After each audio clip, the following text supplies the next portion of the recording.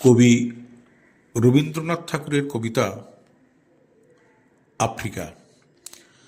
উদ্ভ্রান্ত সেই আদিম যুগে স্রষ্টা যখন নিজের প্রতি অসন্তোষে নতুন সৃষ্টিকে বারবার করছিলেন বিধ্বস্ত, তাঁর সেই অধৈর্যে ঘন ঘন মাথা নাড়ার দিনে রুদ্র সমুদ্রের বাহু প্রাচীর ধরিত্রীর বুকের থেকে ছিনিয়ে নিয়ে গেল তোমাকে আফ্রিকা। বাঁধলে তোমাকে বনস্পতির নিবিড় পাহারায় কৃপণ আলোর অন্তঃপুরে।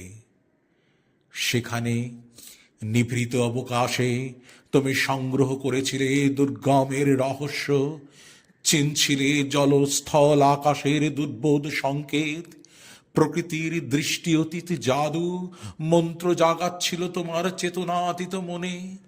বিদ্রুপ করছিলে ভীষণকে বিরূপের ছদ্মবেশে, শঙ্কাকে চাচ্ছিলে হার মানাতে, আপনাকে উগ্র করে বিভীষিকার প্রচণ্ড মহিমায় দাণ্ডবের দ্বন্দ্বভিনী নাদে। হায় ছায়াবৃতা কালো ঘোমটার নিচে অপরিচিত ছিল তোমার মানব রূপ উপেক্ষার আবিল দৃষ্টিতে।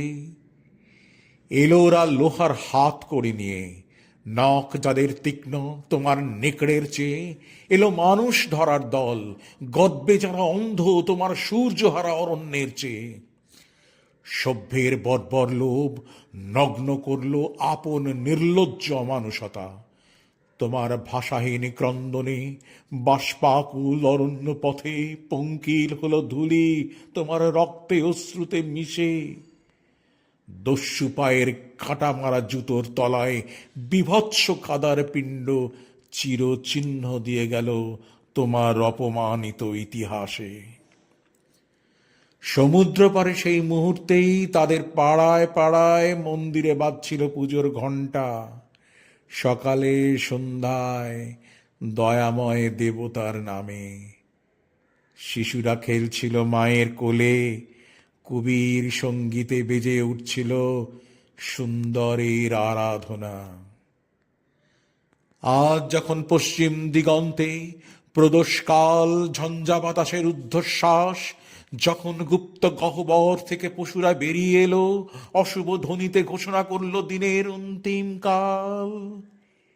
এসো যুগান্তের কবি, আসন্ন সন্ধ্যার শেষ রশ্মিপাতে দাঁড়াও এই মানহারা মানবীর দ্বারে, বলো ক্ষমা করো।